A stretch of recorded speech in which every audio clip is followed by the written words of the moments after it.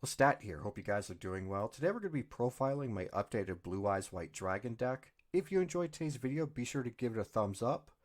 Leave a comment down below. Let me know whether or not you want to see a combo tutorial. And please consider subscribing for more awesome Yu-Gi-Oh content. Without further ado, let's dive right into it. Keep in mind, I will be showcasing a side deck. That way you guys can actually see what I'm playing this format. But again, without wasting any more time, we're playing two Blue Eyes White Dragon, one alternative. The only reason I am playing two copies of Blue Eyes White Dragon is for consistency. This card is super searchable. We could easily dump it into grave with our Dictator of D. And not only that, we have several ways of recycling this. So playing a 3 just seems a little bit bricky to me, and I think 2 is the perfect number. And then obviously alternative here is really good for removing your opponent's monsters. It's really good for just whatever you need a free extender for, Xyz, synchros, or even just baiting out a negate. It's just overall a really great card. We are playing the one Jet Dragon. This is just here for when your cards on the field get destroyed and you have a Blue Eyes in graveyard. You're able to have this free summon on board. And not only that, it's able to bounce cards back to your opponent's hands. This card's really good. Um, it could also protect your other cards from being destroyed. But the main thing is that this card has recursion and a removable effect. We are playing triple copies of Dictator of D, which is pretty much our Magician Souls and the main asset to our starting combo. We are playing Triple Sage with the Eyes of Blue. This is just in here to search for our stones, mainly our White Stone of Legend, because we could pitch this off a Dictator D's effect to revive a Blue Eyes monster from our graveyard. We're playing the one Stone of Ancients. We're not heavily reliant on spamming dragons during the end phase, but if we're able to dump this into graveyard, yeah, the extra summon during the end phase is nice, but it also allows us to recycle Blue Eyes monsters by banishing this from the graveyard and then adding one of those monsters back to our hand. We're playing one Chaos Dragon Pioneer. Super awesome card. Again, it's part of our main opening combo. I might show you that combo at the end of this video, but if you want to see a full combo video, let me know in the comment section. We're playing one Chaos Emperor, the Dragon of Armageddon. This card is really good. It's a must for Blue Eyes decks. Not only are you able to recycle your banished dragons, this card's also a board breaker, and it's really good in the grind game when you really need to push for victory. We're playing the Collapse Serpent and the White Wyvern Buster. These are just here for you to link climb. And then obviously, we do have the Beastal Dragons here for the tier limit matchups. These are the main hand traps that we play. Keep in mind, whenever we go against other rogue decks, I usually side these out. Again, I am going to be showing you my side deck. Getting into the search cards. We were playing a Triple Pot of Prosperity. Usually I'm banishing 3 from my extra deck because we do really use our extra deck quite a bit. Triple Melody to search for our big dragons. Triple copies of Chaos Space, which is there to search for our baby Chaos Dragons and our Chaos Dragon Pioneer and Chaos Emperor. We're playing 2 copies of Perry Reese Map. This here to search for Sage, and then 2 copies of Small World to search for our Dictator of D. Again, Sage and Dictator are the 2 cards that you want to open with to get your combos going.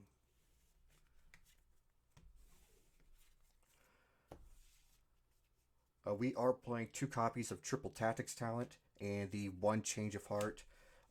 Initially, I was playing Triple Tactics, but I ended up taking one of them out and putting it in the side deck because I feel at times it gets a little too bricky. It's great against tier limit, however, it just 3 never comes up. Right now, I'm testing Change of Heart. Not only are you able to steal your opponent's monsters to push for a game, but it's really good for baiting out negates and things. So this has multiple utility. It doesn't come up all the time. I will be honest. There are games where you want to side this out, maybe for your third tactics or something else.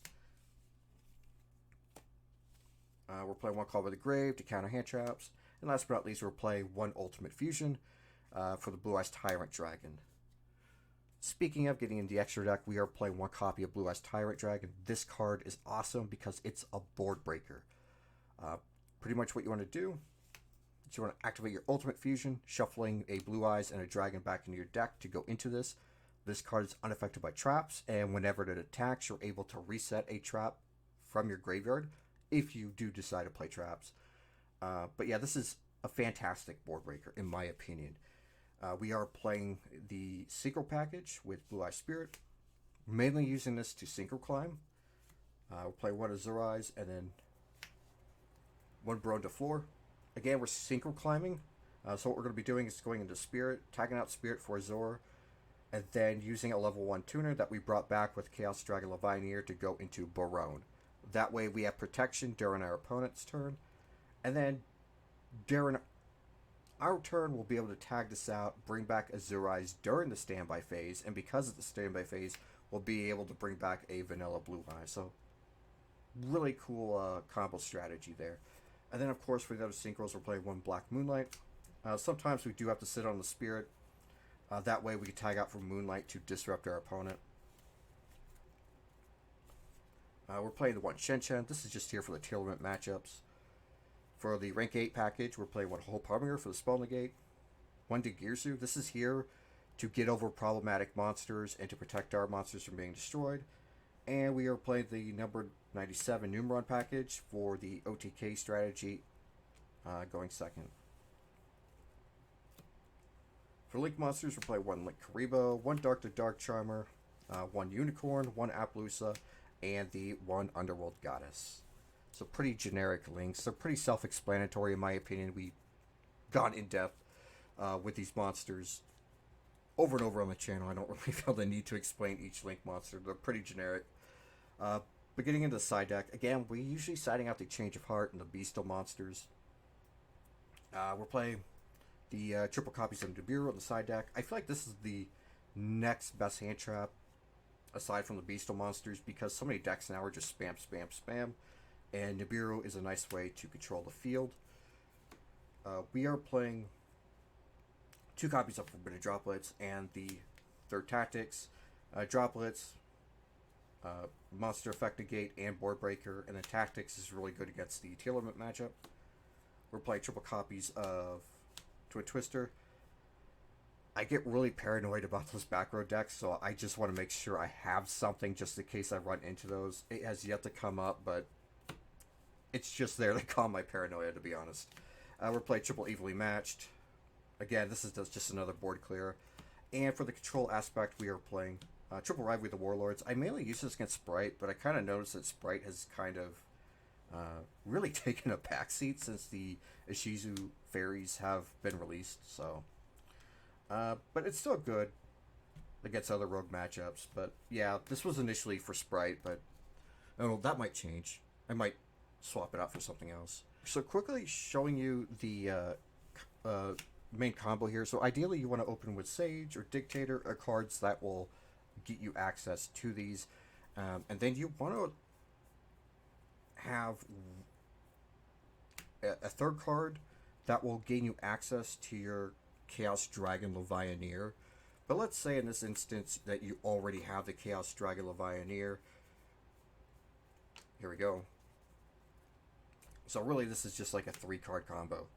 But if you don't have Chaos Dragon Levianeer, again, these are probably the 2 best cards you could use to search it. But we'll go more in depth if you guys are interested in a full combo video. But ideally what you want to do is you want to send your Blue Eyes White Dragon from your deck to the graveyard to special summon this, right? Then you want to normal summon your Sage. Sage will allow you to add the White Stone of Legend to your hand.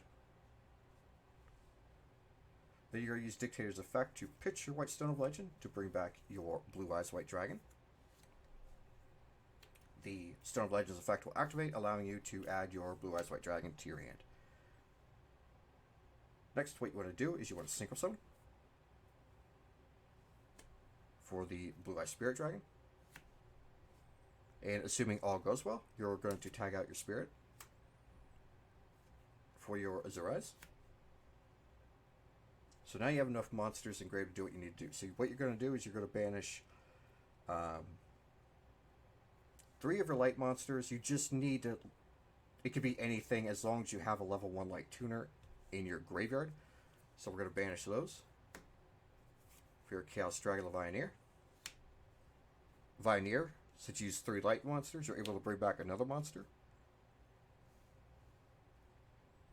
Now you're able to Synchro Summon for Baron de Fleur. And then if you need to, you can Link Summon into things like your Dark to Dark Charmer.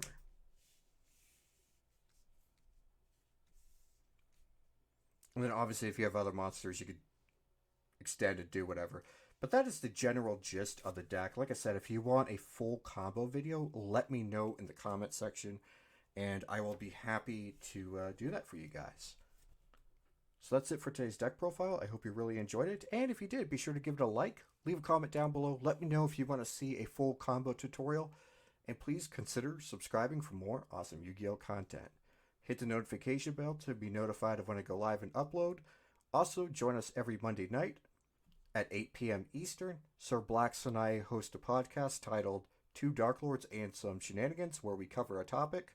It's more of a satire comedy podcast, so if that is your type of thing and you love Yu-Gi-Oh!, be sure to tune in every Monday at 8 p.m. Eastern. I hope you all have a great week, and until next time, see you in the next video.